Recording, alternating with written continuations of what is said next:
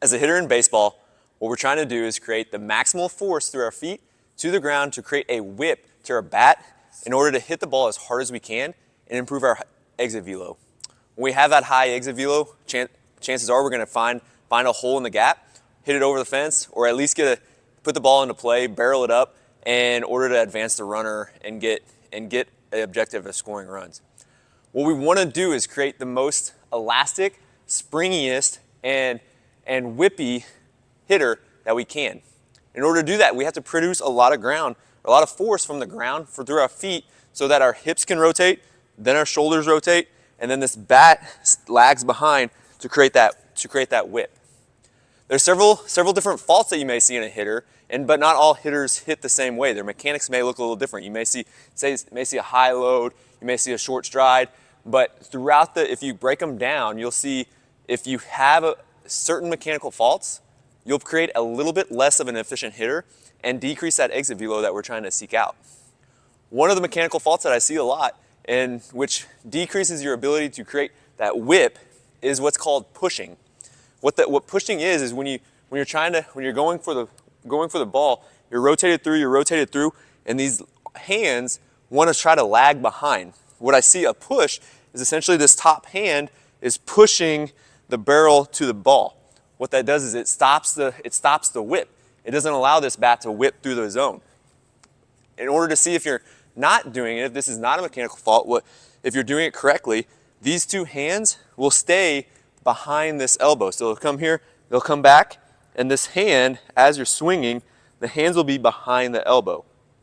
Now, if you're unable to do that, if you notice when you break down your swing, and that's something that you and your hitting coach are working on, that your hands are kind of in front of your elbow as you go through your swing, that could be several different reasons. One could just be the skill of hitting. Hitting's hard. It takes a lot of practice in order to do that skill to get the mechanics right that you want to. But if you're going over and over and you keep trying to get that whip, try to get that hand behind your elbow, there might be a movement limitation stopping you from being able to do that. One of the most common things that I see in hitters that push and don't keep their hands behind that elbow is they're limited in the shoulder external rotation. Meaning, if I look at a hitter and they're struggling with pushing, I may just have them go elbows to your side and rotate their hand out. Big thing here, this elbow's got to stay tight, because if you come out this way, that's just a different movement in your shoulder. That's called abduction and getting it away from your body. But true shoulder external rotation is just coming right here. So elbow tight, can your hand get a little bit out, get farther away from your body? What I look for is, can they at least get 50 degrees? Now I want somewhere closer to 60 to 70 degrees, but can you at least get 50 degrees? If you can get 50 degrees, chances are you're going to be able to still create that whip, and that elbow is going to stay tight with your hands coming back behind.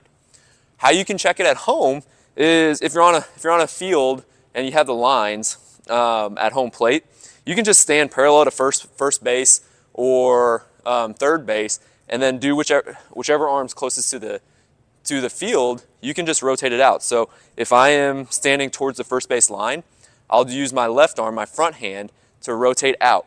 Now, to see if you actually have the rotation and have the ability to do that, does your hand rotate past second base on the side that you're going to? So does my left hand rotate past second base and point to the shortstop side of the bag?